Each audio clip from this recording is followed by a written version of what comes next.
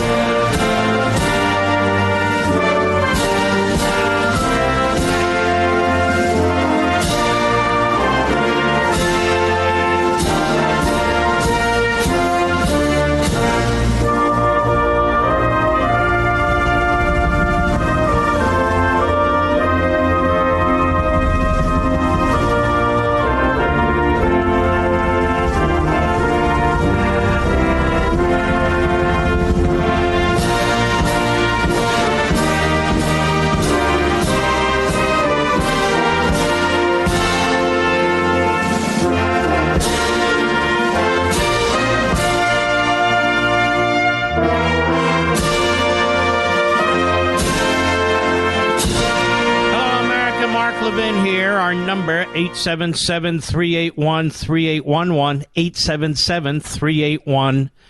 877-381-3811.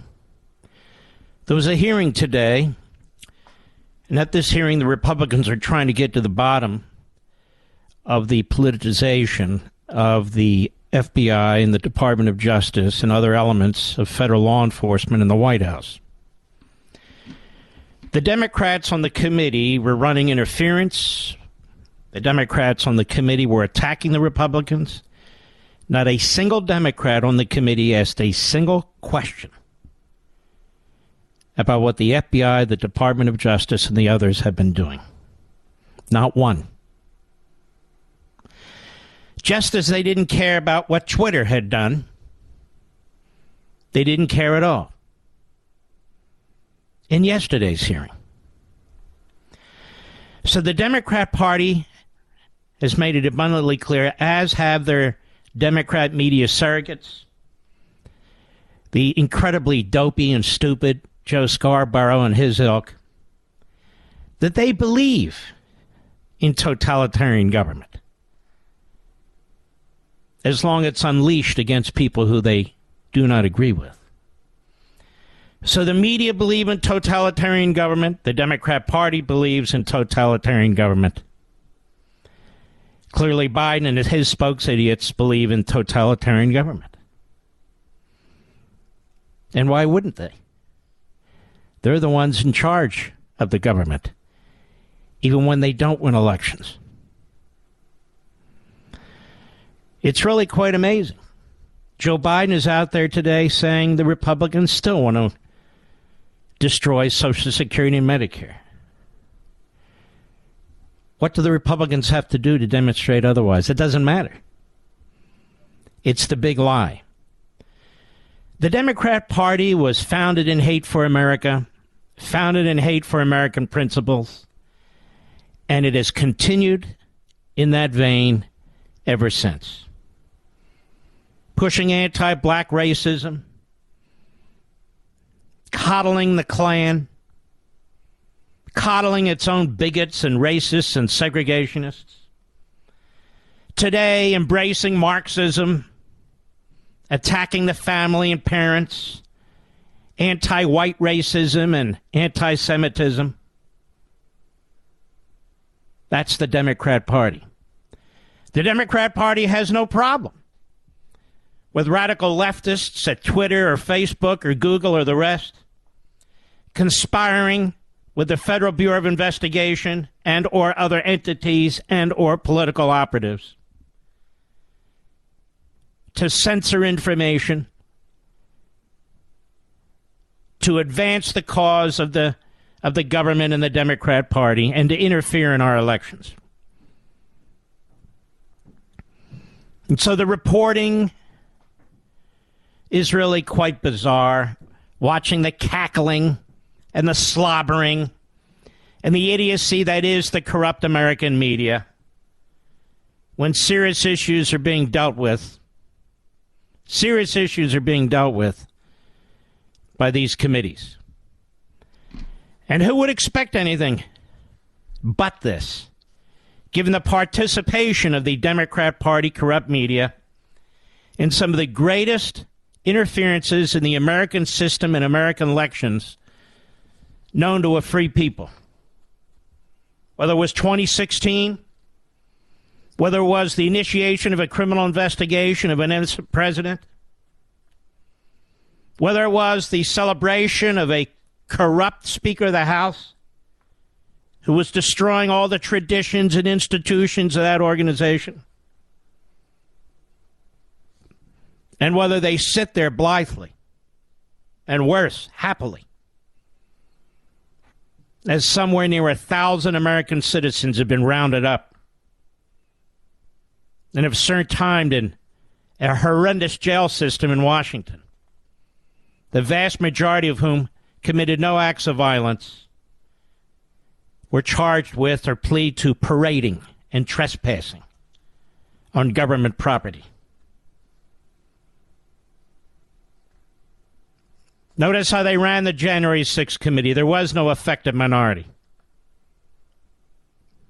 And here we have the kamikaze Democrats doing everything they can to disrupt, to derail, to degrade efforts by the Republican majority to get to the bottom of the corruption that is our federal government. This will not end well. This will not end well for our culture, for our society, for the people in this country, if the Democrat Party continue to undermine efforts to get to the bottom of the corruption and the abuses of power by the most powerful entities in our government. When people are frustrated, when people have nowhere to turn,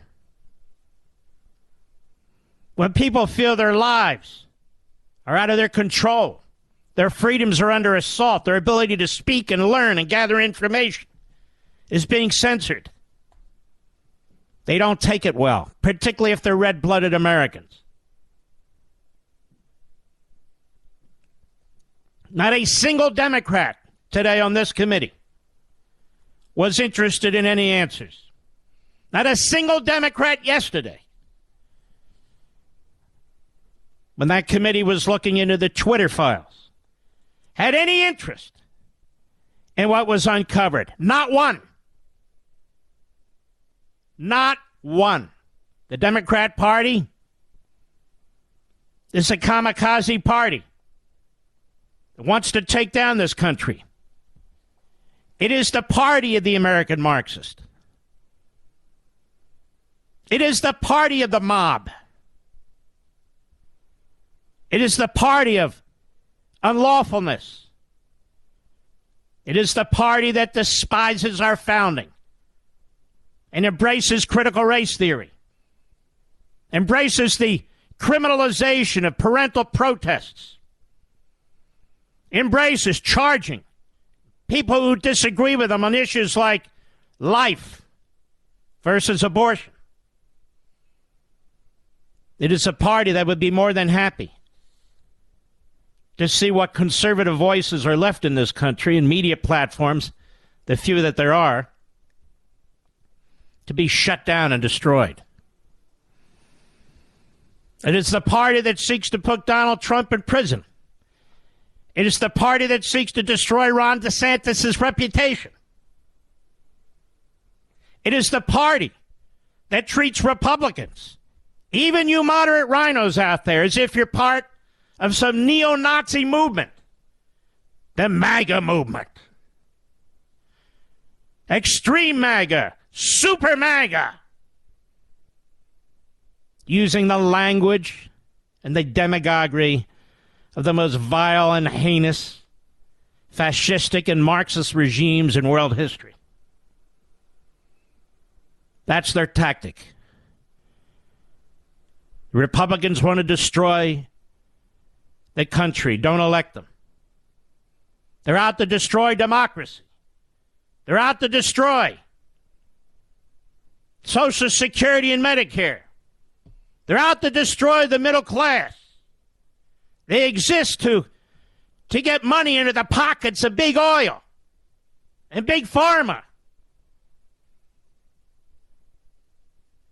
That's what the Democrat Party has to say. So Chuck Grassley gives testimony today. He's a man who's 89 years old. He's been around a long time. He's a man of enormous integrity. And none of it's being covered. None of it. If he was a 27-year-old former staffer to Donald Trump who gave testimony with the assistance and direction of Liz Cheney, much of the testimony being false, he would be paraded around as a great patriot. Here in part is what he said today. Cut 3, go. Further allegations to my office involved FBI personnel at the Washington field office who improperly ordered information to be closed by the FBI related to Hunter Biden's potential criminal conduct in October 2020, just before the election, even though it was verified or it was verifiable. Other whistleblower disclosures to my office make clear that the FBI has within its possession very significant, impactful, and voluminous evidence with respect to potential criminal conduct by Hunter and James Biden. These disclosures also allege that Joe Biden was aware of Hunter Biden's business arrangements and may have been involved in some of them. We still aren't sure what's been done with this information. That should be an earth-shaking bit of testimony from the longest-serving, I think, senator now in the United States Senate.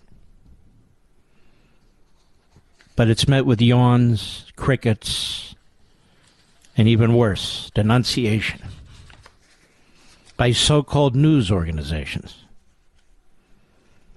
Then there's Ron Johnson, who, when he appears on Meet the Depressed or other shows, is viciously attacked because frauds, phonies, and fools like Chuck Todd, Democrat front people, they're not interested in facts. Cut 4, go. Throughout my testimony, I am not talking about the men and women in government who conduct themselves with integrity and patriotism. But at the outset, it is important to recognize corrupt individuals within federal agencies that I am talking about are not acting alone. They operate as vital partners of the left-wing political movement that includes most members of the mainstream media, big tech social media giants, global institutions and foundations, Democrat Party operatives, and elected officials. As the Twitter files reveal, these actors work in concert to defeat their political opponents and promote left-wing ideology and government control over our lives. Mm-hmm. And they said a lot more, as did other people. And all they were was dismissed, and some witnesses were attacked as the Republicans tried to get the information out to a corrupt media that's participated in the whole thing. Whether it's Hunter Biden's laptop, whether it's the classified information subsequently found that Joe Biden had, whether it was Hunter Biden, period, whether it was the lies the Democrat Party and their operatives in the FBI and the Department of Justice have spread, the vile, vicious attacks on parents in this country who were protesting at school board meetings. I still hear people's lives were threatened by these. Who? Which one? But that still doesn't give the FBI and the Department of Justice jurisdiction to go after them. It's a local police matter. If somebody knows about that, they're to contact the local sheriff or the local police chief, not the anti-terrorism task force or the civil rights division of the Justice Department. Plus, we know it was all an inside game. We all know this.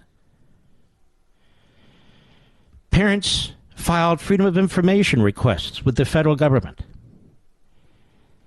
The manner in which you do that is right in the back of American Marxism. And I just want to say this. I want to thank those who've read these books and who've followed the recommendations in these books. When the Tea Party rose, simultaneous with the Tea Party, Liberty and Tyranny came out. The number one conservative book of our generation in terms of straight nonfiction.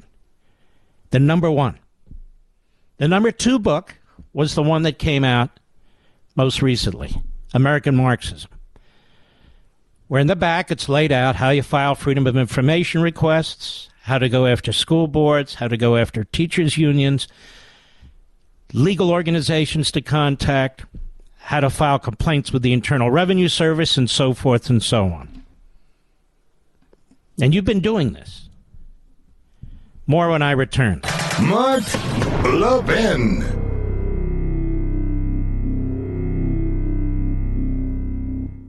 Have you folks followed the crazy spending and debt created by Congress? This omnibus bill, massive new debt, debt like we've never seen before, money being drained out of the private sector, interest rates going up. Let me tell you something, folks. The debt causes massive effects on your savings, especially on your pensions. It affects IRAs and 401ks. It's a worry. And just one reason Americans get gold IRAs: to diversify and protect their retirement. Augusta Precious Metals can help you. They'll tell you not to buy a gold IRA if it's not right for you. If you saved $100,000 or more, sign up for their free one-on-one web conference for perspective on the economy and on opening a gold IRA. Tell them I sent you. They'll cover your fees up to 10 years. Call Augusta Precious Metals. Here's the number: 877-4-GOLD-IRA. That's 877-4-GOLD-IRA. Consult with your financial professional before making an investment decision. Visit AugustaPreciousMetals.com for risk disclosures.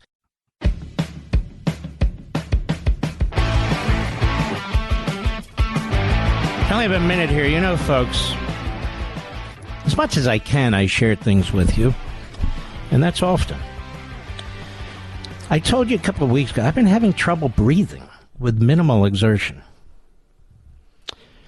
And, you know, last year I had a couple of stents, and we did a thorough review of my heart, given my past with heart disease and so forth. And the heart's doing fine. And so now we're looking at the lungs. So there's something going on with the lungs. So I had a CAT scan of that, and we'll know in a day or two. But I'm starting to think, if there's nothing there, that it was the vaccine booster. If they can't find it in the heart, and we'll see what happens with the lungs. And I've had real specialists looking and looking. Then I believe it had to be something with that booster. I don't think I'm surmising. I just think it's a matter of logic. I'll be right back. Have you folks followed the crazy spending and debt created by Congress? This omnibus bill, massive new debt, debt like we've never seen before, money being drained out of the private sector, interest rates going up. Let me tell you something, folks. The debt causes massive effects on your savings, especially on your pensions. It affects IRAs and 401ks. It's a worry. And just one reason Americans get gold IRAs: to diversify and protect their retirement. Augusta Precious Metals can help you. They'll tell you not to buy a gold IRA if it's not right for you. If you saved $100,000 or more, sign up for their free one-on-one web conference for perspective on the economy and on opening a gold IRA. Tell them I sent you. They'll cover your fees up to 10 years. Call Augusta Precious Metals. Here's the number: 877-4-GOLD-IRA. That's 877-4-GOLD-IRA. Consult with your financial professional before making an investment decision. Visit AugustaPreciousMetals.com for risk disclosures. Blasting conservative fire. The Mark Levin Show. Call in now at 877-381-3811. Before we unravel some of this Twitter stuff, as I posted on my various social sites, you have two Republican city councilmen who've now been murdered in New Jersey within a week.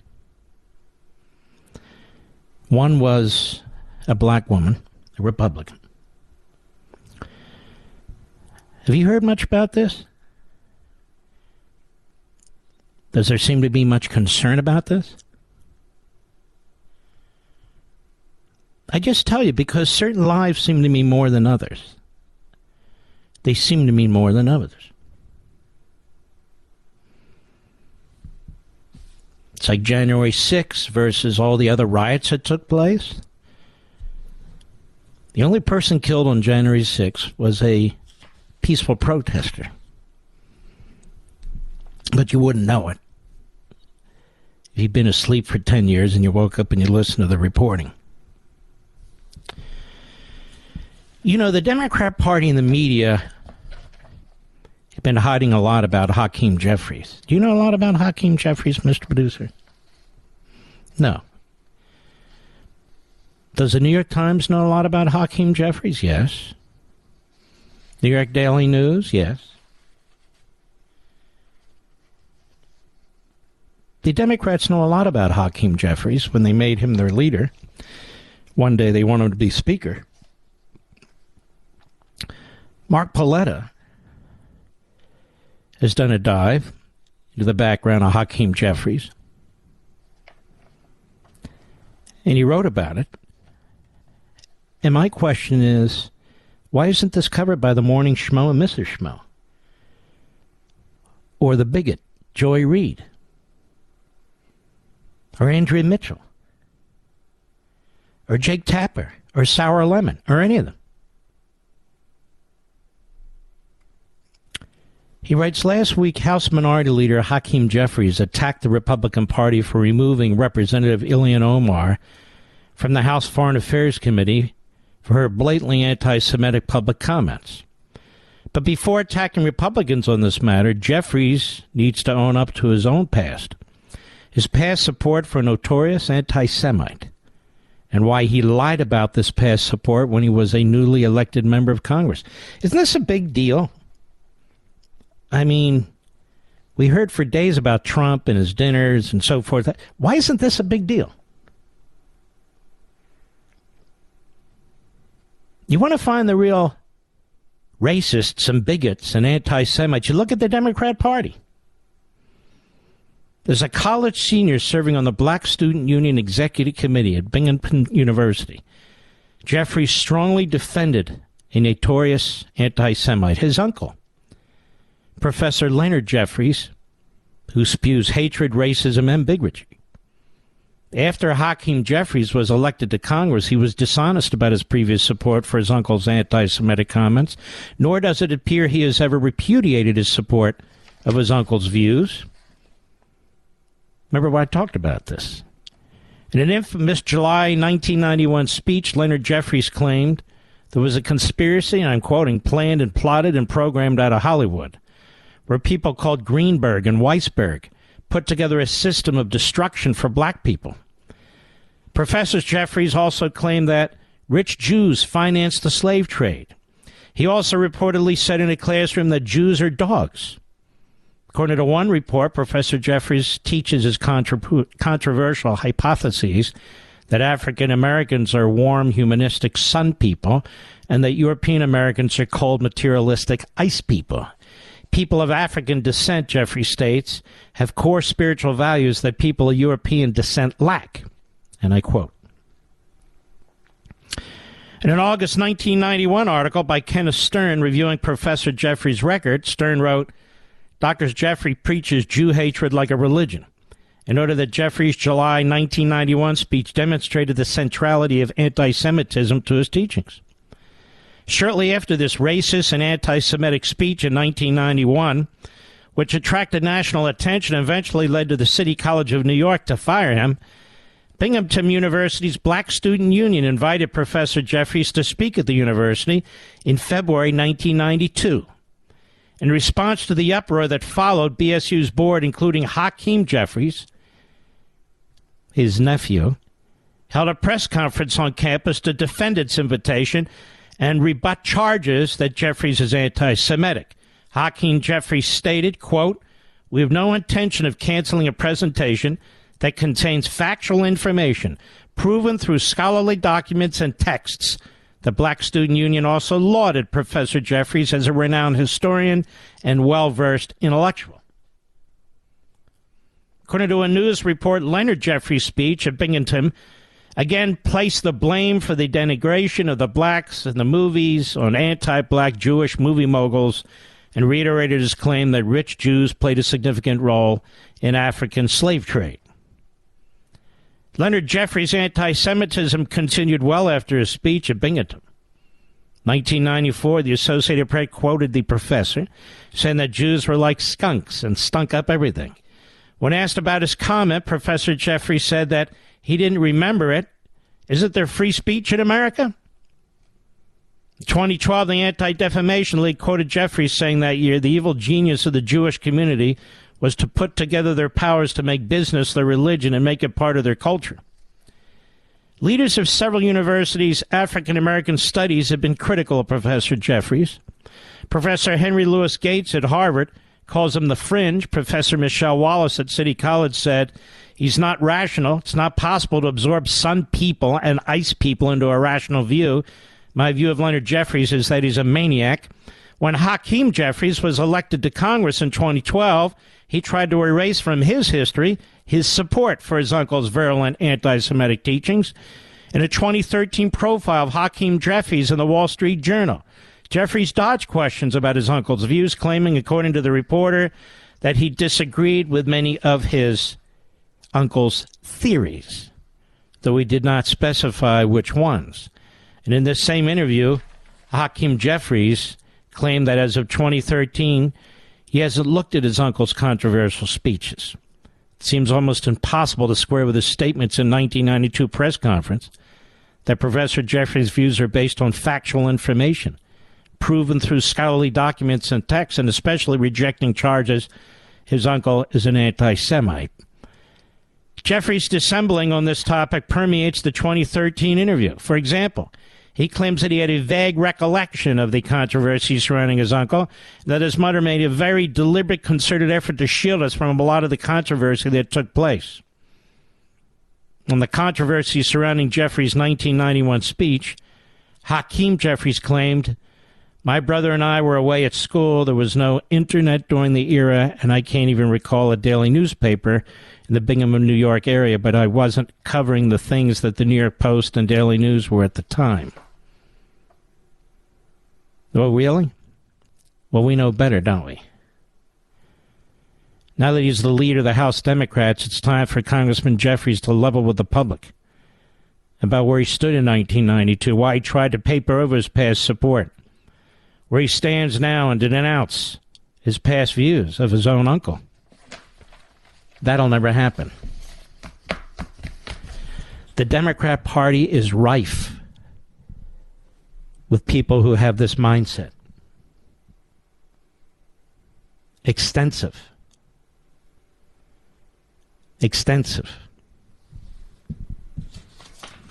And Hakeem Jeffries has never had to answer for it, as he's cheered and promoted to the leading Democrat in the House, and that really is not that surprising to me,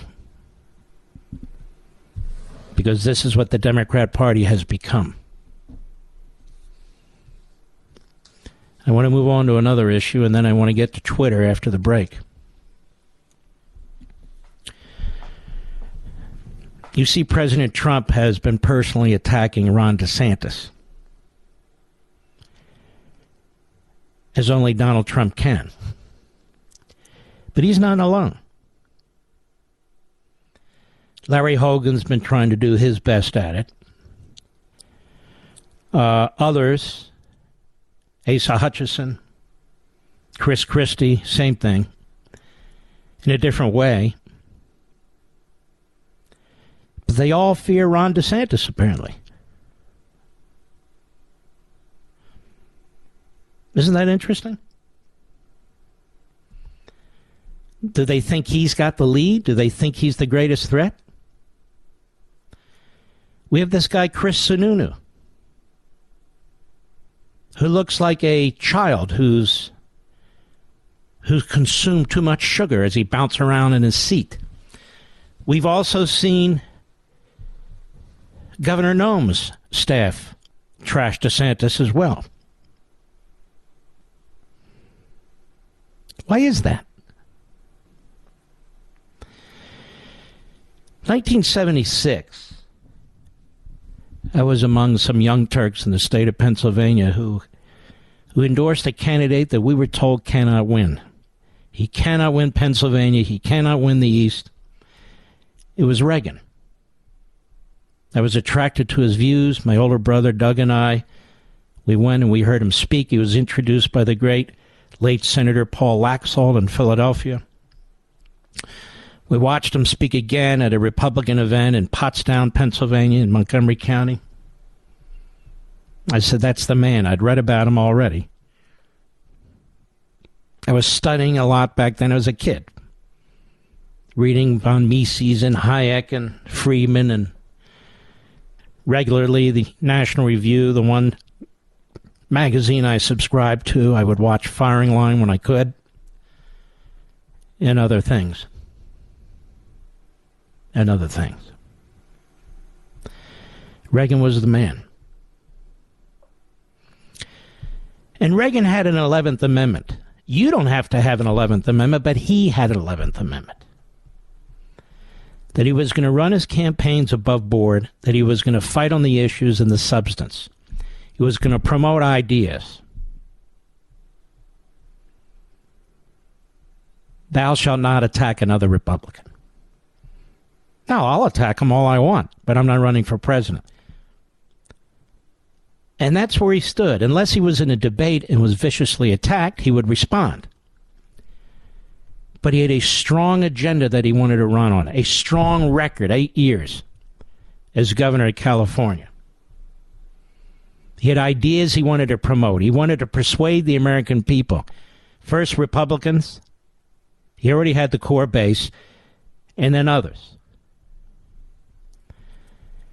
And I want to explain to Larry Hogan and Chris Sununu and others in my advice to the president. We are not going to win the general election this way. We simply will not. They might win primaries this way. They are not going to win the general election this way. We must win. We have to win. Persuade the American people of why we're better than those who seek to destroy the country. Persuade the American people of our principles, our values, our beliefs. And then maybe, just maybe, we will win the kind of landslide that Ronald Reagan won. Landslide. Landslide. Just a thought. I'll be right back. Mark Levin.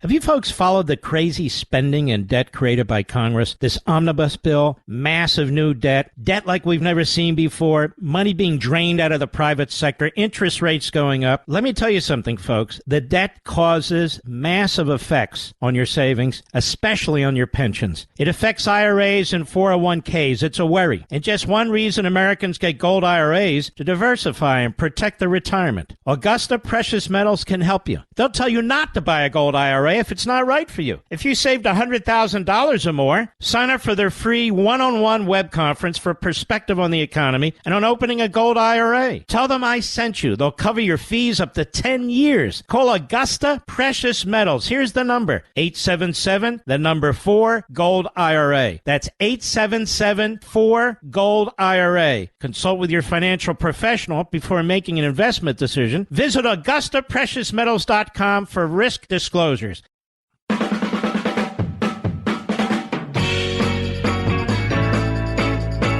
We will have on the program in about 20 minutes Miranda Devine. She also watched some of this nonsense involving the Bidens and how the Democrats were lying about everything. And, of course, they're working with the media to try and cover up much of what's going on. Here's Biden in Tampa, Florida today about Social Security. Cut 10, go. I know that a lot of Republicans, their dream is to cut Social Security and Medicare. Well, let me say this. If that's your dream, I'm your nightmare. By the way, that may be redundant. I think they already think I am. But if anyone tries to cut Social Security, we're going to stop it. If anyone tries to cut Medicare... I think you are the sleaziest person to ever serve in the Oval Office. That's what I think. You live by the lie. You live by the plagiarism. You don't give a damn who you hurt. You don't give a damn how you deceive and what you plunder. In my view, you're a very sick man. You have ripped off the American people your entire life. You've been on the dole, effectively welfare. You and your family have used connections to get filthy rich.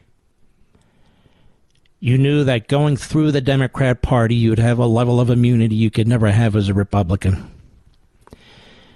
You were a racist and a segregationist.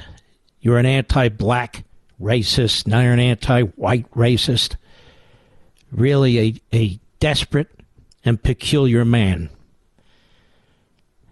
And unfortunately, the most powerful man in the country, to the detriment of the American people. That's what I think.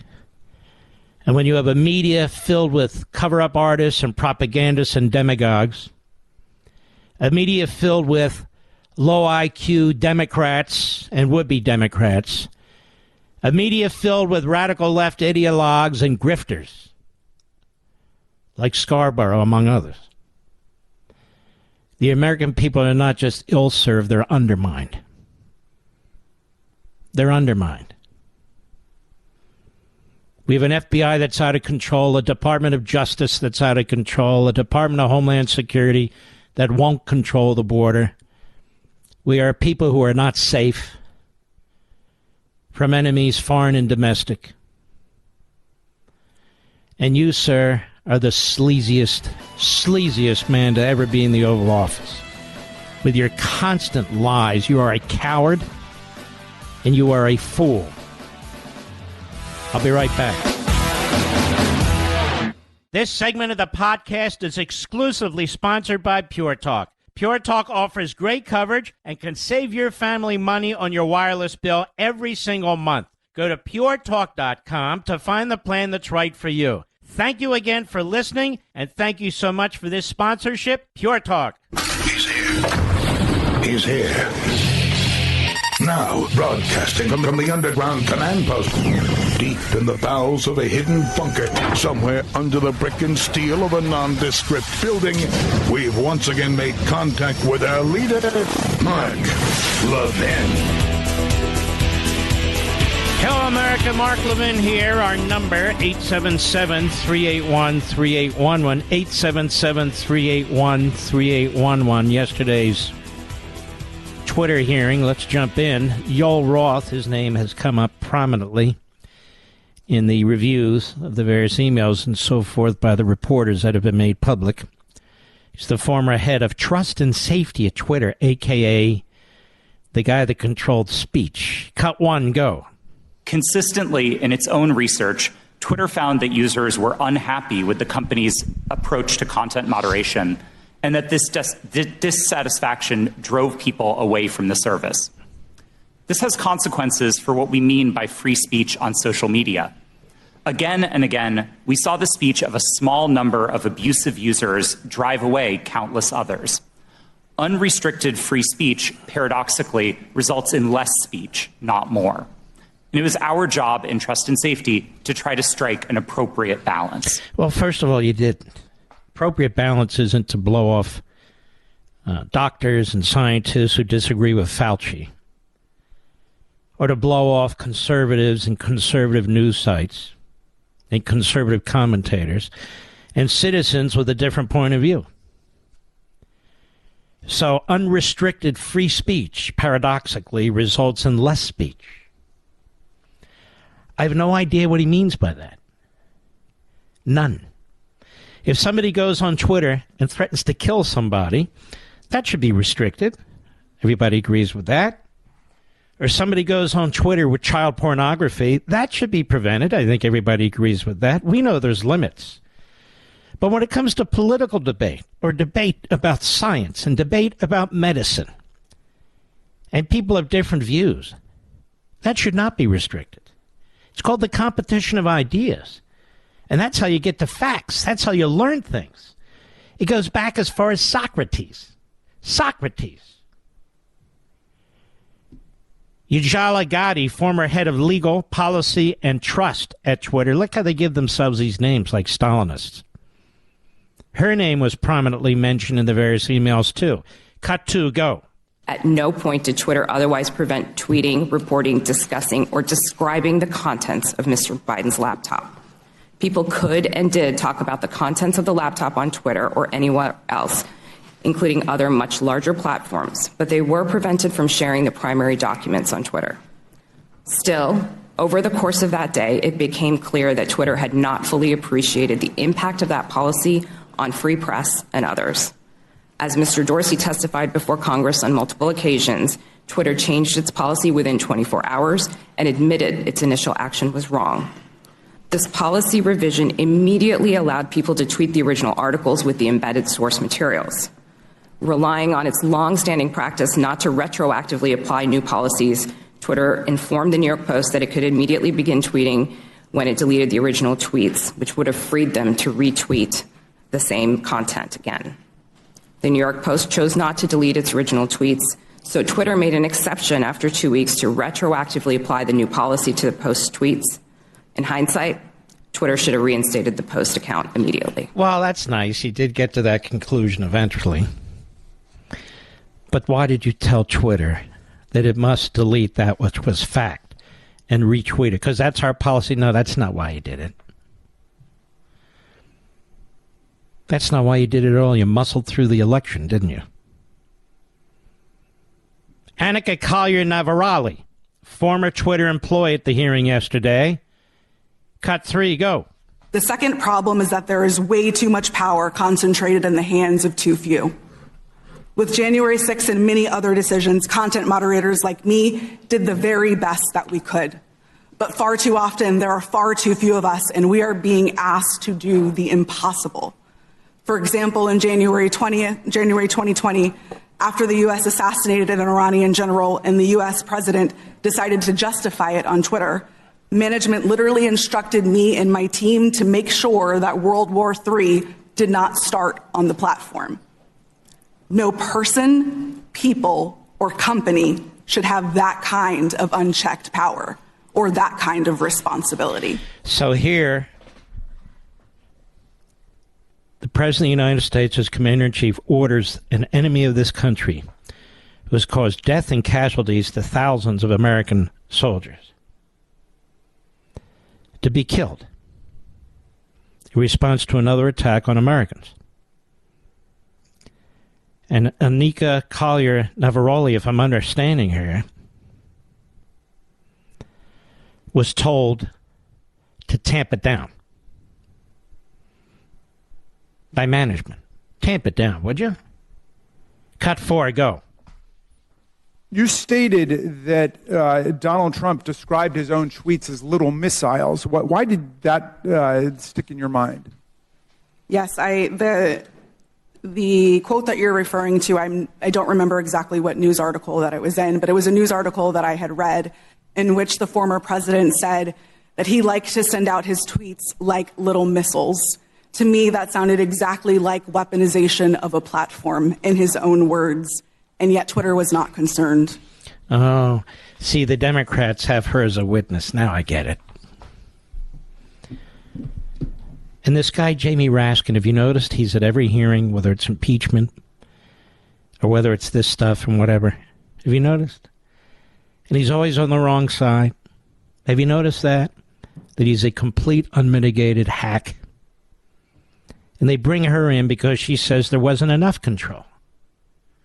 They didn't control Trump enough. They didn't control speech enough. That was the problem. Yoel Roth, in response to Jim Jordan, cut 6, go. Mr. Roth, did the government tell you that the Biden laptop story was fake? No, sir, they did not. Did they tell you it was hacked?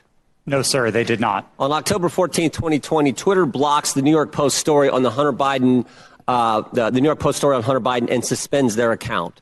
The night before, FBI Special Agent Elvis Chan sends you an email. The email says this: heads up, I will be sending a teleporter link for you to download 10 documents. It's not spam. Please confirm receipt when you get it. 2 minutes later, 6:24 p.m., you respond back, received and downloaded, thanks. What were those 10 documents? Twitter didn't give me access to my laptop, but Special Agent Chan has said publicly, and the FBI has confirmed that those documents did not relate to Hunter Biden, and that's my recollection of them. What did they relate to? My interactions with Agent Chan and with the FBI almost entirely focused on what the FBI called malign foreign interference, things like Russian troll farms and Iranian involvement in the elections. Russian troll farms. Nobody despises Vladimir Putin more than I, except the people who have died at his hands. And I thought this whole idea of Russian troll farms and so forth turned out not to be exactly true, right, Mr. Producer? That when they were investigating this, they couldn't find them, or they found something much less than the Democrats had been promoting. But you can see the way they talk. Twitter didn't give me access to my laptop. He means recently. And so they know that all this interaction with the FBI, they don't actually want it to be public. When we come back, Miranda Devine. I'll be right back. Mark Levin.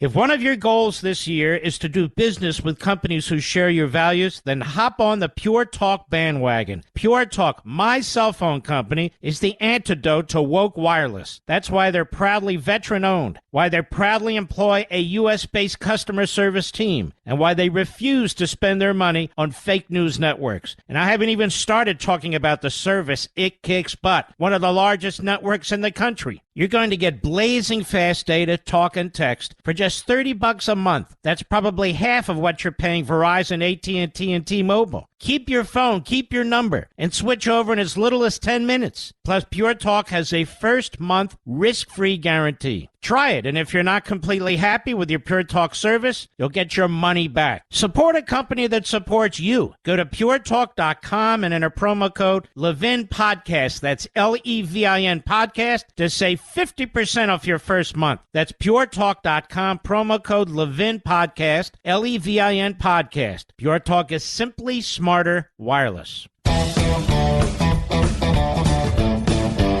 Ladies and gentlemen, before I get to more, the New York Times, Maggot Haberman and Glenn Mush. Former Vice President Mike Pence has been subpoenaed by the special counsel investigating, as they write, former President Donald Trump's efforts to cling to his office after he lost his bid for re-election. A person familiar with the matter said today, the move by the Department of Justice sets up a likely clash of executive privilege, which Mr. Trump has previously used. Look at the partisanship, which he's previously used to try to slow, delay, and block testimony from former administration officials in various investigations into his conduct. So the president and former president, they can legitimately raise constitutional issues. I mean, what do they want Trump to do? Just surrender, put me in prison? It's pretty outrageous. Miranda Devine, how are you? Hi, I'm really well, Mark. Thank you for having me. My pleasure.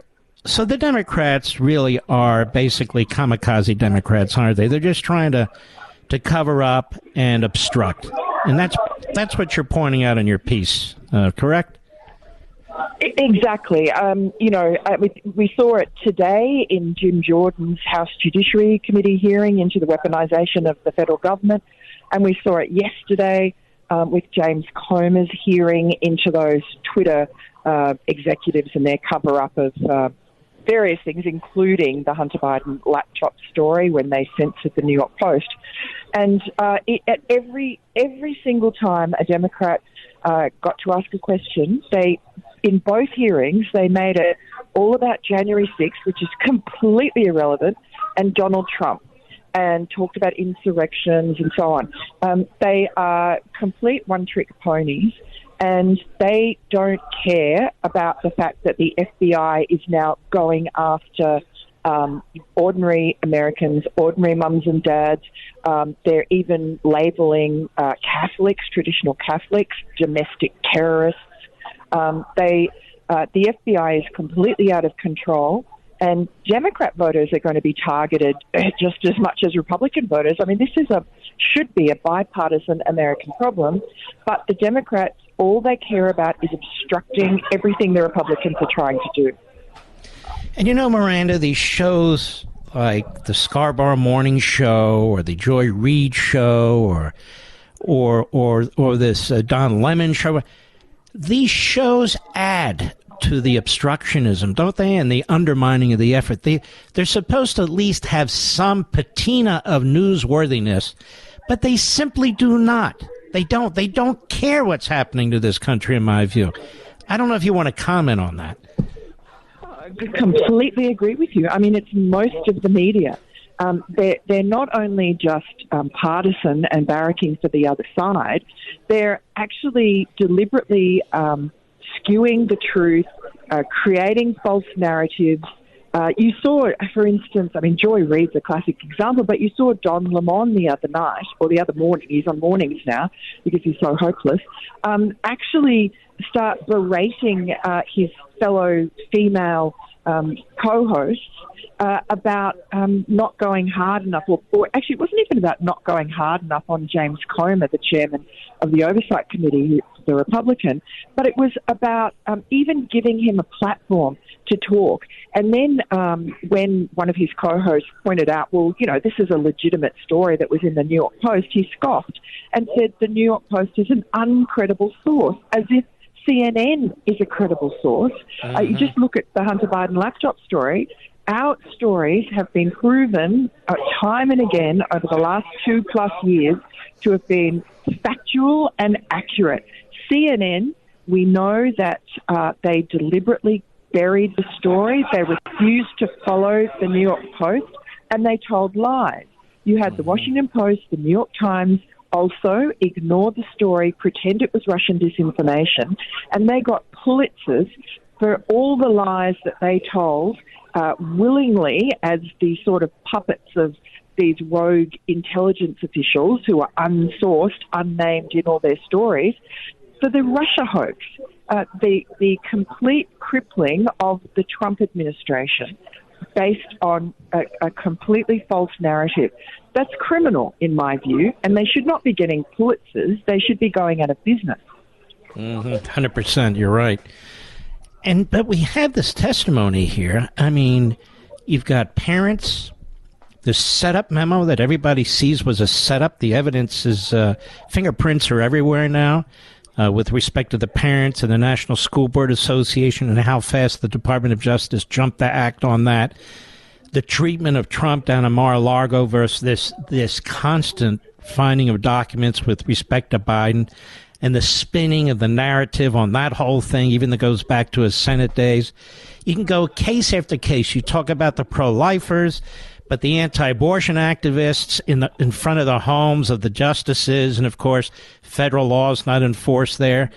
This is so bad. Here's my concern.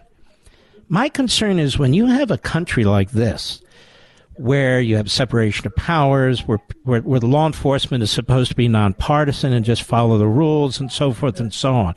And it's so out of kilter. And tens of millions of people know it, and they're frustrated, and they can't do something about it. Things begin to boil up. Do you understand what I'm saying? I do. Absolutely, I do. Look, there's a perfect example in Arizona where an elderly rancher has his property has been completely overrun by illegal aliens, and the authorities don't help. The government has just abandoned the border, and so he has to protect himself and his sick wife, who he is the caretaker for. And so he does that with his legal firearm. He shot an intruder, presumably fearing for his life. And he's now in jail on a $1 million bail. His wife is home alone. He's been charged with first-degree murder, even though it was self-defense in his own home against someone who invaded. And that's the law now. It goes after law-abiding citizens who've been abandoned by the government and just have to live in a kind of a lawless badlands, as he does in Arizona, as many of us do in New York and other Democrat-run cities around the country. And yet, if you try to protect yourself, because there's no police around to protect you, they slap you in jail without trial for months, maybe years on end. This is going to cause... the injustice of it has to cause, in this country, which is not, peopled by sheep, but by independent men and women who, fought a civil war once. They fought a revolutionary war. Americans are the most independent-minded people in the world, and they're not going to put up with it. They have a constitution. They have a Bill of Rights. They're not going to put up with it being trampled by these criminals, these government criminals. You're 100% right. I just think the constant effort to control speech, to control events, to control how people respond to a pandemic that's in an irrational way, to control the children in the classroom, to control what goes on by an independent branch of the government, the Supreme Court, to change the voting system to accommodate the ruling class. The abuses of the FBI, I mean, they go back decades, but in particular, they're really at a high, and it's in your face, and then you're mocked and you're put down. They use the word MAGA like they mean to use the word Nazi. I think they're playing with fire, Miranda. I agree, but I think the first thing that the Republicans are doing and ought to focus on is getting the FBI under control, either disbanding it or stopping it from being politicized and weaponized against conservatives. Well, you're fantastic. I want to thank you for everything you do. I know you need to go. God bless you, my friend. If one of your goals this year is to do business with companies who share your values, then hop on the Pure Talk bandwagon. Pure Talk, my cell phone company, is the antidote to woke wireless. That's why they're proudly veteran-owned, why they proudly employ a U.S.-based customer service team, and why they refuse to spend their money on fake news networks. And I haven't even started talking about the service it kicks butt, one of the largest networks in the country. You're going to get blazing fast data, talk, and text for just $30 a month. That's probably half of what you're paying Verizon, AT&T, and T-Mobile. Keep your phone, keep your number, and switch over in as little as 10 minutes. Plus, Pure Talk has a first-month risk-free guarantee. Try it, and if you're not completely happy with your Pure Talk service, you'll get your money back. Support a company that supports you. Go to puretalk.com and enter promo code Levin Podcast. That's Levin Podcast to save 50% off your first month. That's puretalk.com, promo code Levin Podcast, Levin Podcast. Pure Talk is simply smarter wireless. Mark Levin, the thunder on the right. Call in now, 877-381-3811. By the way, every one of these damn generals should be fired. Their asses should be thrown out on the sidewalk. They won't be, because the biggest one is in the Oval Office. But should the Republicans take over, let me tell you why. Nobody's telling you why. Let me tell you why from my own experience, not in the military, but dealing with spies and intelligence agencies as a former justice official. Well, we weren't chasing down parents and trespassers. The reason that balloon with all that technological equipment, communications equipment, gobbling up information about how communications are occurring and other data. hit all three of the major, not exclusively, but all three of the major nuclear missile sites, was to try and figure out how to prevent us from launching those missiles. If they could interfere with the manner in which we communicate, that is, an individual who operates missiles with the missile system, that's what they were trying to gather. Wasn't about your cell phones, wasn't about text messages. They went to those sites for a reason. That's to figure out how to sabotage our ability to launch our missiles. That's why they were there. This is a massive, again, cover-up by the Biden administration and the Pentagon. Massive. Like the massive cover-up on the Biden documents. Like the massive cover-up on the Biden crime family and the Hunter Biden laptop starting there. Like the massive effort to try and damage the Republican Party, whether in the states with state legislatures or state legislators, to attack individual candidates, to go after Republican members of Congress. The Stasi are working with the Democrats because they're part of the Democrat power structure. That's why the Democrats are throwing themselves in front of these committees, sabotaging them, undermining them, diverting attention. That's what they're doing. Now, this piece started with ABC News, Catherine Falders and John Santucci. Former Vice President Mike Pence has been subpoenaed by the special counsel overseeing probes into former President Donald Trump, according to multiple sources familiar with the matter. So they're leaking. It's not immediately, notice no leaks on Biden. None. It's not immediately clear what information the subpoena from the special counsel Jack Smith is seeking, but it follows months of negotiations between federal prosecutors and Pence's legal team. So Pence is standing up, folks. I haven't talked to him, but I can see he's not rolling over. Smith was appointed in November to oversee the investigation into Trump's potential mishandling of classified documents and I quote the article, obstructing the government's efforts to retrieve them. This is how the media report. As well as separate probe into efforts by Trump and his allies to overturn the results of the 2020 election. What about the efforts by the Democrats to overturn the results of the 2016 election? No, you don't understand. The move will be seen as a major escalation of Smith's probe and efforts by Trump and his allies to overturn the election.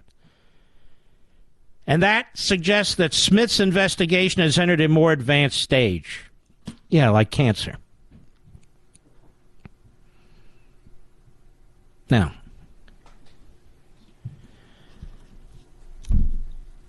I will try and explain this in a way that they can even understand it in Media Matters, but it won't matter.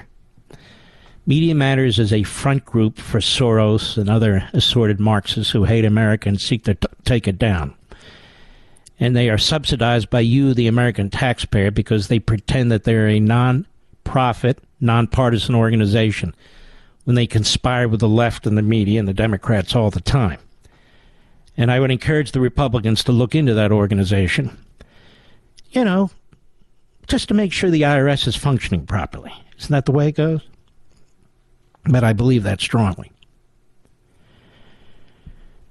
The idea that the federal government, that a prosecutor appointed by Merrick Garland, whose family is eyeball deep into the Democrat Party and Obama, and the prosecutor himself, who was effectively admonished by the U.S. Supreme Court for his overzealousness in going after a former Republican governor of Virginia by a unanimous court, because he's out of control. They sent him to Hague to go after, genocidal war criminals. But Merrick Garland brings him back to go after Donald Trump.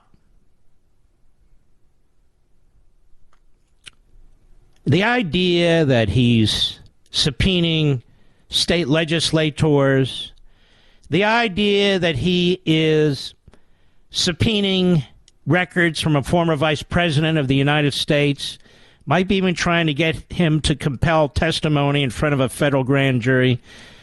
The idea that the Constitution even contemplates such an individual with this kind of power, when there were no U.S. attorneys and no Department of Justice, is outrageous.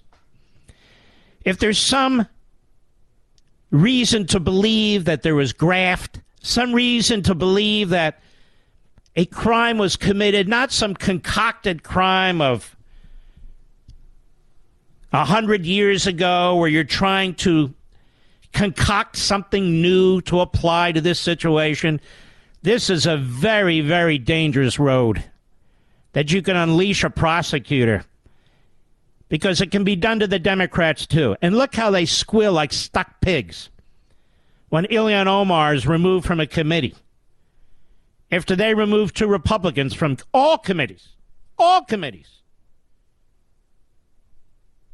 They removed Green and Gosar from all committees, not just a committee. Every Democrat voted for her to remain on that committee, despite the fact she's a racist and a bigot, a Marxist, and an anti-Semite. I think I covered the field. From the Foreign Affairs Committee, for God's sakes. So Pence is considering running for president, so they subpoena him. Donald Trump's announced that he's running for president, so they're investigating him with the hopes and the intent of indicting him. See what I'm saying? Joe Biden and the crime family, untouched. He's untouched. Doesn't matter how many classified documents they find and how many places they find. No, that's not obstruction. Let me ask you a question. You want to talk about obstruction? Let me ask you a question. First of all, Garland tried to cover up the whole thing right through the election, midterm election. But let me ask you a question. If you're Joe Biden and documents were found in your so-called think tank on November 2nd, and you don't reveal to December 20th that you have classified documents in your garage, isn't that obstruction? And then you don't reveal after that you have another document in your library until January 12th. Isn't that obstruction? And then you don't reveal until after that you have 6 pieces of something. We don't know if they're folders or whatever. Isn't that obstruction? No, you don't understand. They immediately investigated and they looked and they... Really? It's fascinating to me.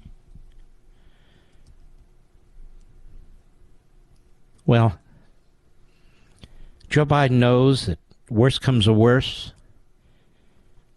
He's in Washington, D.C., and there's no way that he would ever be charged, let alone convicted. And being president of the United States, he knows that the best legal arguments are against indicting a sitting president. That's why he smiles with that stupid look on his face.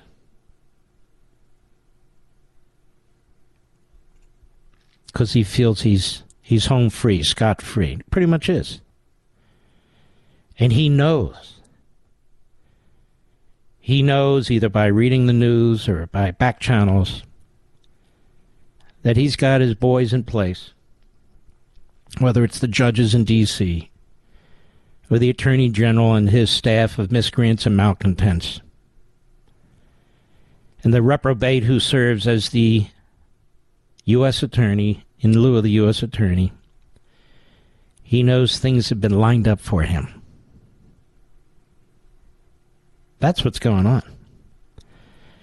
The Democrats are all in on it. That's why they're throwing their bodies in front of these investigative committees. That's why they're trying to sabotage these committees. The media know the same thing. Joe Scarborough is effectively one of these fools throwing his body in front of the train. That's how he gets paid. He's a grifter now. He's not alone, of course. MSNBC and CNN are in their back pocket. New York Times, Washington Post in their back pocket. They all know that. That's the way they operate now. I'll be right back. Mark Levin.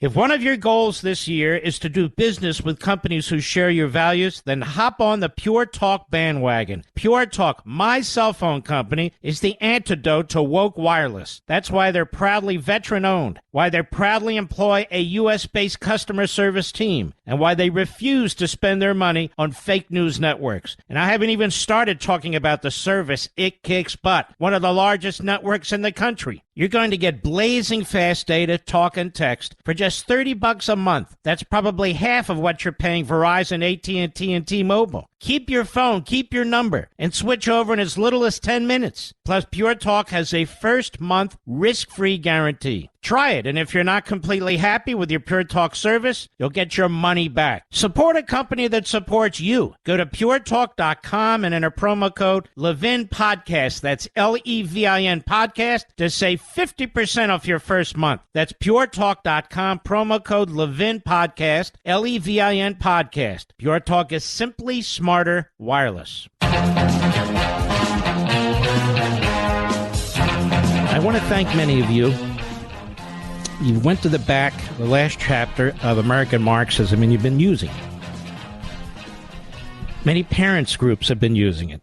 Many individuals have been using it in terms of filing Freedom of Information requests with the FBI or the Department of Justice generally, with the Department of Homeland Security. You've been using state equivalents of Freedom of Information laws to do the same on state officials, on school board members and superintendents and your school district. I'm hearing more and more about it. And the way to do it is right there in the back of the book. I want to thank those of you who've drawn to the attention of the IRS that they should be looking into organizations that you believe have been violating their tax status, whether it's groups like Media Matters or others, who are supposed to be nonpartisan and therefore don't pay taxes, as so many of them pretend but are not. I want to thank you, all you activists out there. It's very, very important that you keep it up, regardless of the politics, regardless of what goes on in Washington, D.C. Keep the pressure on. Battle critical race theory. Battle the sexualizing of your children. Battle the attacks on parenthood and information about your children that should be provided to your parents, and parents should be making the decisions about their own children. Fight it. Continue to go to the school board meetings. Continue to demand transparency. Continue to go to the libraries and see what kind of filth and pornography that passes for free speech. Continue to look at whether your child is treated as a victim or an oppressor simply because of their skin color. Check out their history books.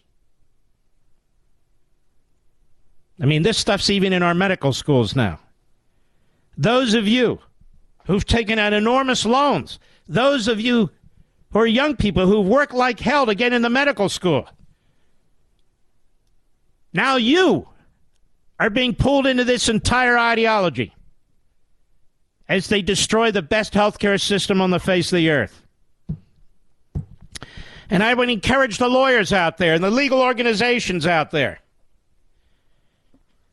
slip and fall lawyers even, I'm talking to you. If you decide to bring a lawsuit or litigate because you believe something took place that shouldn't have taken place, you make sure you include in your list of defendants the medical schools. Because if they are not going to base their decisions on merit, including admissions, if they're going to spend 1 minute teaching DEI or critical race theory, that's 1 minute that hasn't been spent on the merit, professionalism, and actual education involving the health and welfare of the individual patient. We must bring the left to bow rather than them seeping into every aspect of our culture. Entertainment, corporations, government mandates, grants, contracts, the media. You're not a conspiracy theorist. You haven't lost your mind. It's everywhere now. And so everywhere we push back. I'll be right back.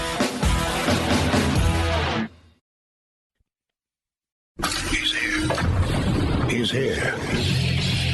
Now, broadcasting from the underground command post, deep in the bowels of a hidden bunker, somewhere under the brick and steel of a nondescript building, we've once again made contact with our leader, Mark Levin.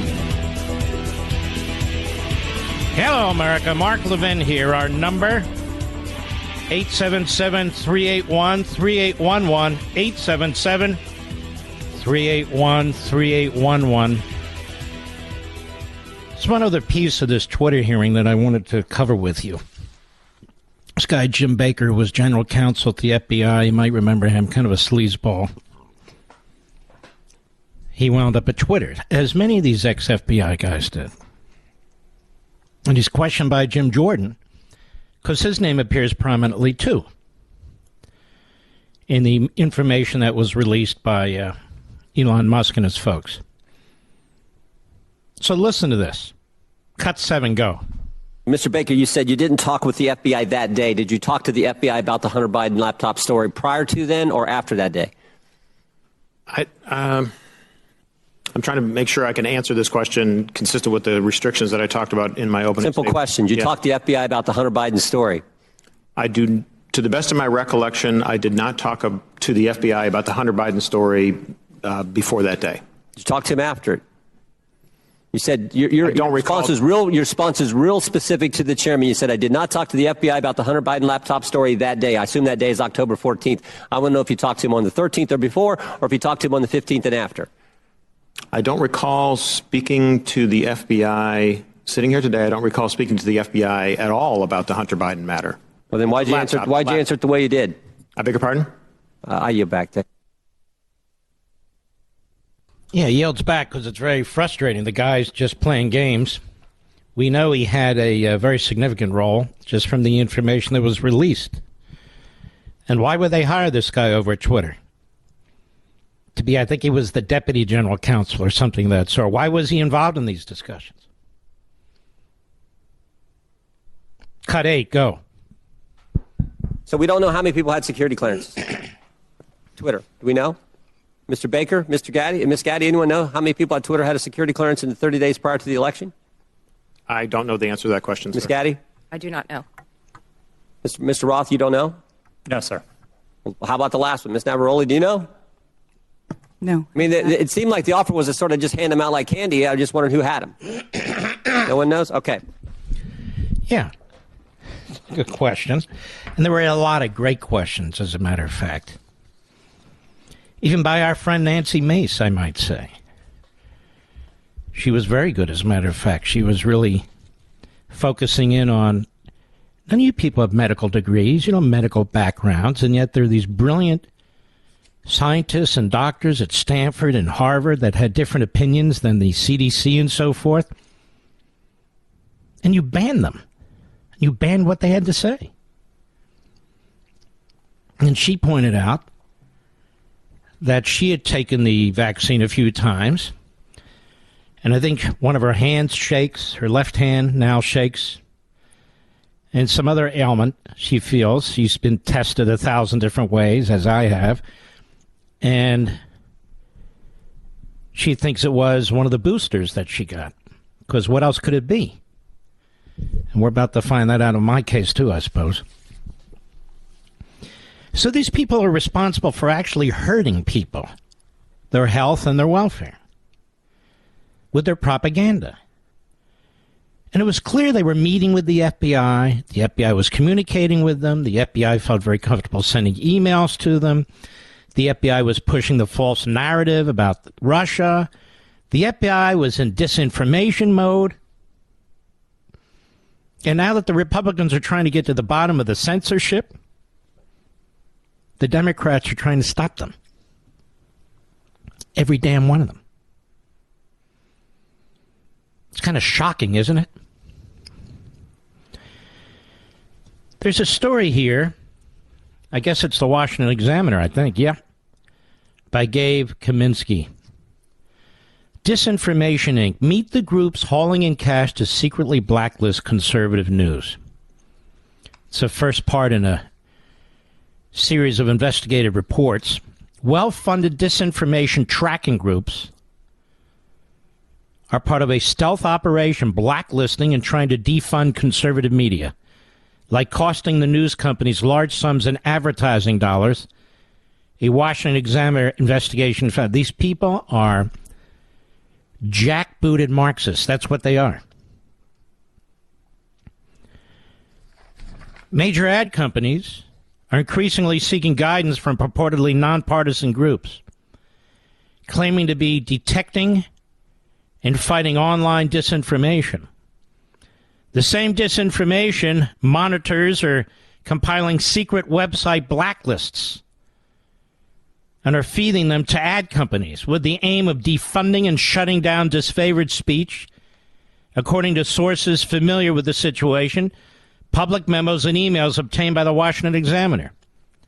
Brands which have been seeking to promote products online through multiple websites to expand their digital footprint are turning to corporate digital ad companies keyed into global markets. And in truth, some of these companies are contracting disinformation trackers to obtain private information about which websites they should purportedly defund.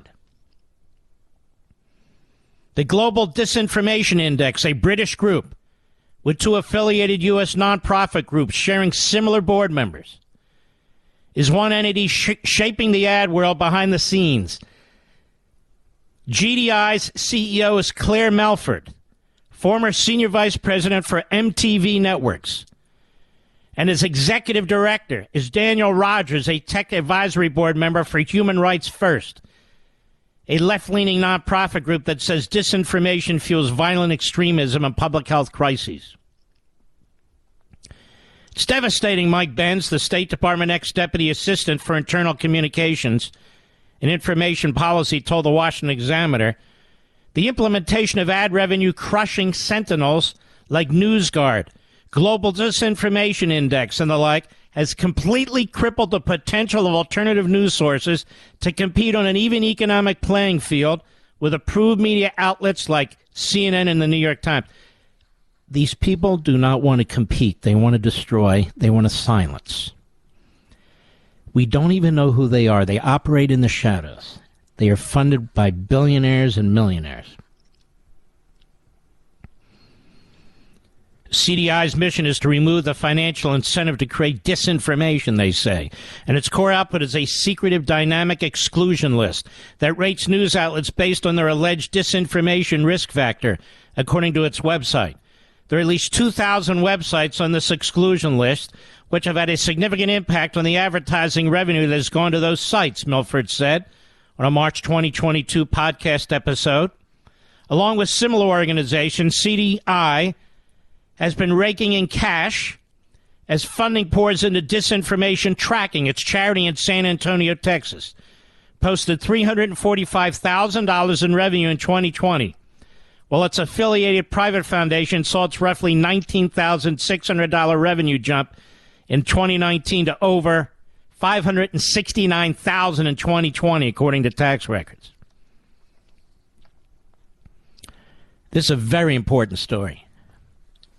And the reason I'm bringing this up to you right now is because my next guest is Eric Bolling.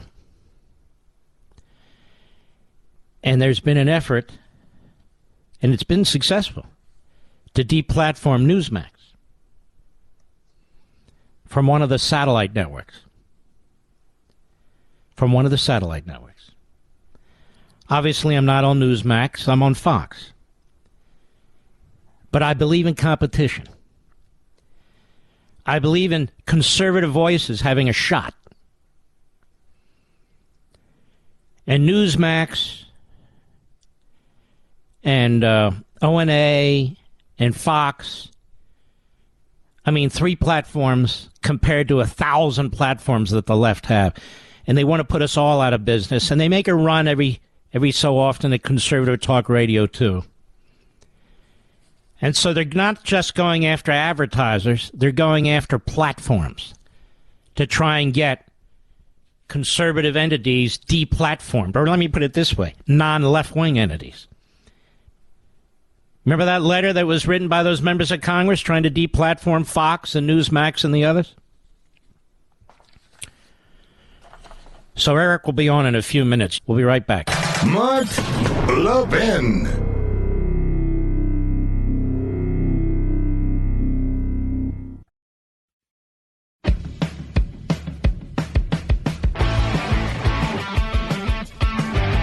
Well, my friend Eric Bowling, it's been a while. How are you?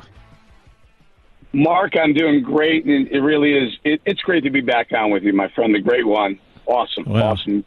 You're a good man. Doing real well, sir. Yeah. How's your wife? Everybody okay? Everyone's wonderful. Wife is perfect. We moved down to the freest state in the Union, Florida, and doing some TV from down here. You know what? Maybe you live there where we do down there. We'll have to talk about that. All right, but not on the air. So you work at Newsmax, and tell the country what's happened there now. What happened to Newsmax's platforms? So before I get into what happened, I would love all your listeners to understand what a patriot you are, what a true conservative you are. Because I'm working at Newsmax, and I called my good friend Mark Levin and said, look, we got a situation where I think we should let the country know about the censorship that's going on, the conservative voices. And Mark immediately said, come on the show, let's talk about it. That's just fantastic. Anyway, so DirecTV is owned, 70% of it is owned by AT&T. DirecTV dropped OAN, another conservative news network, smaller, but dropped them a year ago, last April, for whatever reason. So our Newsmax contract comes up with DirecTV, and they tell Chris Reddy, the chairman, the founder chairman, that they're not going to pay him anything for the content. So there's a back and forth. The way these contracts go, they haggle, they negotiate. Meanwhile, in the meantime, there are 22 liberal stations on DirecTV. Liberal. So they lean left, they're liberal, and they're all being paid for their content. But they say they're not going to pay a dime for the Newsmax content. So, of course, Newsmax says, well, that's not fair. Let's negotiate. And they walk away from the bargaining table. So we're on this push to let people know. Congress is getting involved. Numerous senators, Ted Cruz has gotten involved, Rand Paul. They're all getting involved. They all are wanting to call attention to the fact that there are big cable providers who are making these decisions based not on monetary decisions, which we as libertarians, Mark, you and I would say, hey, do what's best for your company and your shareholders. We get that. But these decisions appear to be made over politics and editorial decisions. And we thought it was something that the country should understand that's going on. And it's not so quietly going on anymore. So let me ask you this. Do they have a stated policy about which companies pay and which companies don't? Apparently not. And that's part of the problem. I was on with Judge Napolitano earlier today, and he said it might be an antitrust situation. He said it likely is an antitrust because even if there is no stated policy, if they're paying far smaller networks, television networks, far smaller, Vice and a litany of other 22 leaning left and liberal stations, they're paying them for the content, but they're choosing they did the same thing with OAN a year ago. They did it with news. They're doing it with Newsmax now. And, the point is, well, who's next? And are they going to continue to do it until they've completely shut out the conservative voice in America on television? And that is a real threat, a true existential threat to the conservative voice in America. If the cable providers won't hold you and won't carry you, then how do you get your message out? Mm-hmm. And, of course, we know there's the backroom deals, and they're pressured by members of Congress, and They may have something AT&T that they want done by Congress, and they'll say, okay, we'll get rid of these guys if you give us this or that. You think the Republicans in the House might hold a couple hearings on this? We hope so, and they said they will. They've said they're going to do that, and I think it'll be very interesting to see, the chairman of AT&T or who's ever running DirecTV to answer some questions. Look, AT&T has many contracts with the U.S. government. Many contracts. We've talked about them over the years. Some of them seem to be shady. Who knows? Are they shady? I don't know. I will tell you that as recently as 2021, they had a $50 million deal with NASA. They've had NASA deals straight through with putting satellites. I believe AT&T's first ever satellite was on board a NASA rocket ship, which is fine. Okay, so there's deals, and you make a negotiated deal. But if you're going to take taxpayer money from NASA, right? It comes in all colors. It's green, but it also comes from both liberal and conservative tax dollars being collected. If you're going to do that, at least have some sort of fairness policy. What is your what is your algorithm that tells you whether or not you're going to pay for content or you're not? I just don't understand how the fourth largest cable network in America gets pulled because they don't want to pay for content, yet they'll do tiny liberal networks, and they'll pay them for their content.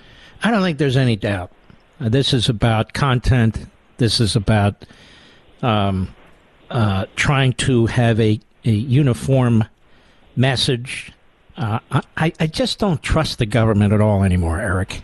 And I don't trust these massive multinational corporations either anymore. You and I, we believe in the market system, but we don't believe it should be corrupt either. And we don't believe it should be a mouthpiece for government or a surrogate for the government. When you silence conservative voices, obviously you're silencing critics of the government. On the left, you're not. They want more and more government. So big government and big business together is a very rotten situation. So what happens now? One of the alarming things is this deplatforming of Newsmax came shortly after a couple of Democrat Congress people, at the behest of Nancy Pelosi, wrote a letter suggesting that they deplatform. All right, hold on. Don't hang up. And Fox. Don't hang up. I want to pursue that with you. I remember that letter. And they went after OAN, they went after Newsmax, they went after Fox or anyone else they didn't like. And I believe the radical left told them to push that letter too. So stick with me. We'll be right back with Newsmax's Eric Bolling. The new American Revolution starts here. The Mark Levin Show. Call in at 877-381-3811. I'm with my dear friend Eric Bolling of Newsmax. Before we move ahead, Eric, let me remind people of this letter. Reason wrote about it, as did many. At the time, two Democrat members of the House sent letters to presidents of Comcast, AT&T, Verizon, Cox, Dish, other cable and satellite companies, implying that they should either stop carrying Fox News, One America's News, and Newsmax, or pressure them to change their coverage. According to the lawmakers, these conservative channels are responsible for promoting misinformation and political violence. It was released in advance of the House Committee on Energy and Commerce's hearing on disinformation and extremism in the media. So I would argue, unlike Napolitano, I would argue that this could be a First Amendment violation, because if you can find during discovery that these companies were acting in response to members of Congress, and we have this letter, which couldn't be clearer than day, then they are in effect acting as a surrogate of the government in violation of freedom of the press and free speech. That's what I would argue. Now, that said, isn't this pretty obvious? This is the sort of thing that's taken place here. It is to me. It's happening. First of all, really strange timing on all that. This letter, they send a letter, and what do you know? AT&T drops OAN. Then they come after Newsmax, and they'll just work their way up the food chain, unfortunately. And, until someone pushes back. And we've been pushing back hard.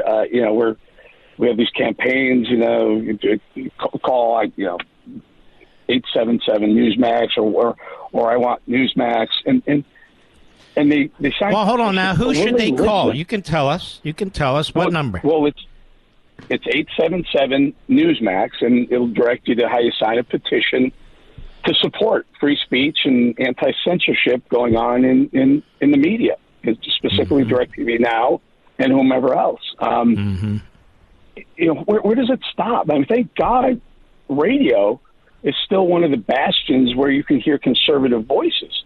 Thank God for Mark Levin show. I mean, but will they get to once they work their way through television? Well, is Fox next? I don't know. Will they start coming after radio? Maybe. It's scary. How fast the country's moving left, and until people stand up and stop, get involved, tell your Congress people it's got to stop, it won't. 877 Newsmax, and that'll get you to where you need to go, correct? That's it. 877 Newsmax. All right, buddy. That is it. Well, keep us informed. If anything changes, shoot me an email or something. Let me know. I was out of town last week, but I'm here now. I will. I shall. And you are such a... folks, if there's nothing else, that man right there, Mark Levin, he cares about the conservative voice. It's not about Mark or his own thing. It's about conservatism in America. God bless you, brother. You're a sweetheart. Take care, buddy. God bless to you, too. This is unbelievable.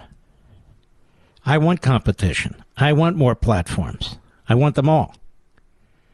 Unlike the left that seeks to destroy everything, seeks to compel. Here's the piece. It was written February 22, 2021, almost exactly a year ago, by Robbie Sov. Lawmakers to cable providers, why are you letting news channels say these things? 2 Democrat members of Congress sent letters to the presidents of Comcast, this is last year, AT&T, which is who owns the DirecTV, Verizon, Cox, Dish, and other cable and satellite companies, implying that they should either stop carrying Fox, One American News, which of course has been dropped, and Newsmax, which is now being dropped from DirecTV, or pressure them to change their coverage. According to the lawmakers, these conservative channels are responsible for promoting misinformation and political violence. How much you want to bet there's communication between this AT&T and DirecTV and these others in addition to this letter? This is brazen. And it was written by Anna Eshu, A-hole, California. I don't know if she's still there. And Jerry McNerney, also of California. Unbelievable. The committee members with some frequency, the committee members also sent the letter to Roku, Amazon, Apple, Google, and Hulu, digital companies that distribute cable programming, reports the New York Times. False claims do appear with some frequency on conservative news channels, he writes, streaming services and social media, but they also appear in the New York Times, on CNN, and other mainstream information outlets. The First Amendment prohibits Congress from infringing on free speech, and that includes the freedom of companies to decide what kind of speech appears on their platforms, and that's what needs to be determined if there's a lawsuit and discovery, and I bet you that you'll see that these Democrats were behind this. Make no mistake, the letter to television providers was an act of intimidation. It's an act of intimidation. Comcast, not Congress, decides whether to carry Newsmax. Mark Zuckerberg, not Congress, decides whether Facebook will deplatform and so forth and so on. It's really kind of, it's just, and it's happening. That's the point. That's what Eric's point is. It's happening. That's what's happening. OAN was whacked.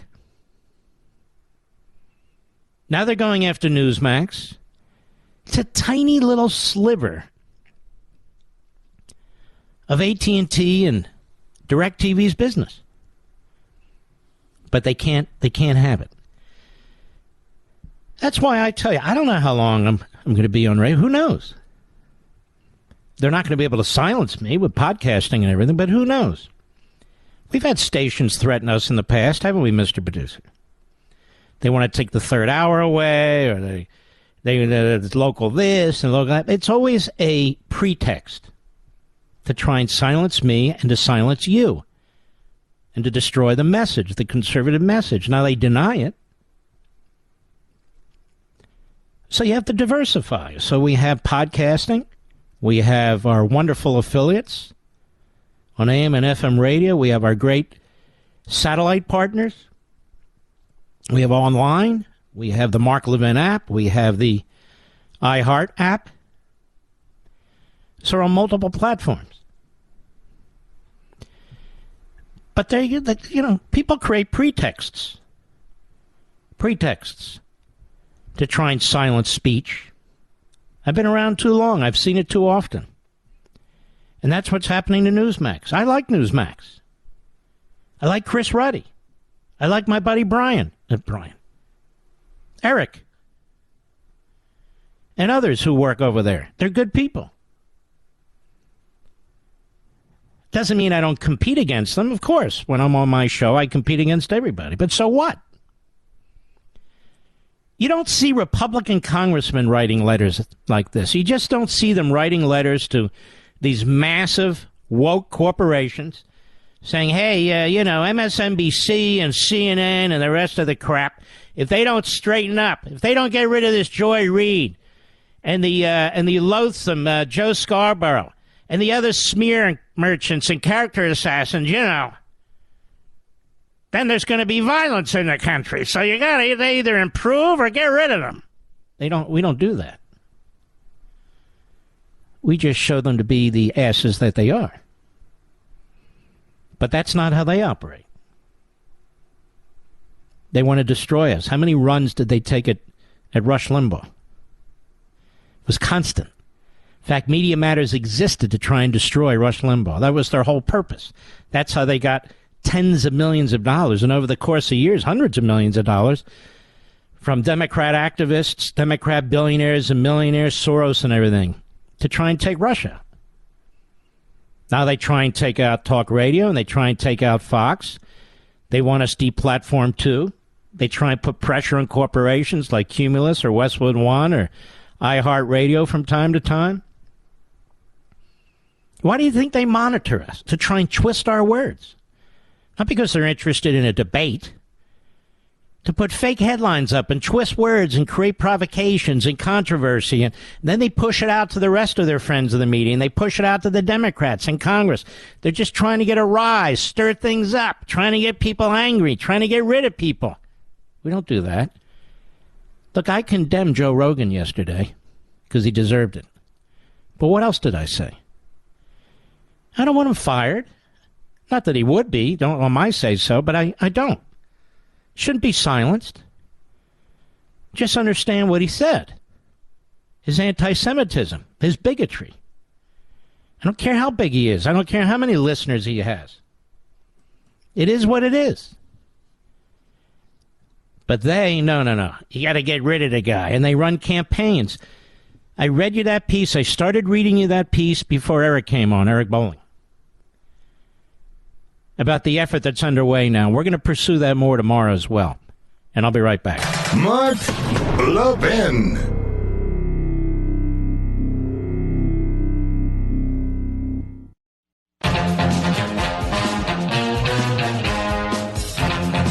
How much time do I have, Mr. Producer? Well, let's speak to somebody. To whom shall I speak? XM Satellite, Stephen in Springfield, Massachusetts. How are you?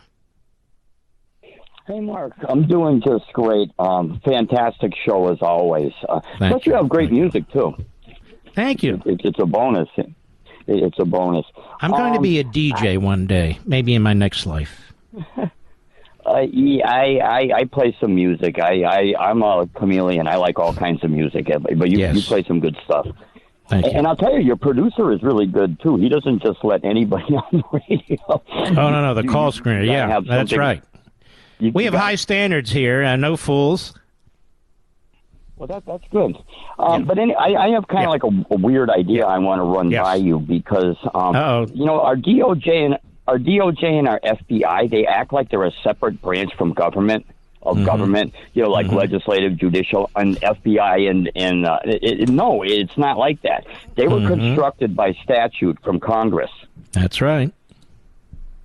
And actually, if you want to get technical, the FBI and CIA are actually beholden to Congress. Correct. Congress enacted the statutes by which they exist, and Congress could strip them of their statutes. Congress can strict them of certain authorities. Congress can slash their budgets. Congress can slash their personnel numbers. Congress can abolish them. President has to sign all these laws, but there's no reason why they can't put stuff in omnibus bills if they're going to be there anyway. But there are things that they can do, and I hope you folks can check out my monologue. It's on our social sites or on the internet from Sunday night, because I laid out things that Congress can do as a matter of constitutional law. Because here you have Republicans investigating the FBI and the Department of Justice, which is responsible for enforcing any contempt that is ordered by Congress, and they're not going to do it. So what do? Just take a listen. I'm out of time. Folks, we salute our armed forces, police officers, firefighters, emergency personnel, our truckers, the men and women in Taiwan and Ukraine, the freedom fighters there, and all of you folks. God bless each and every one of you. Have a wonderful evening, and I'll see you tomorrow.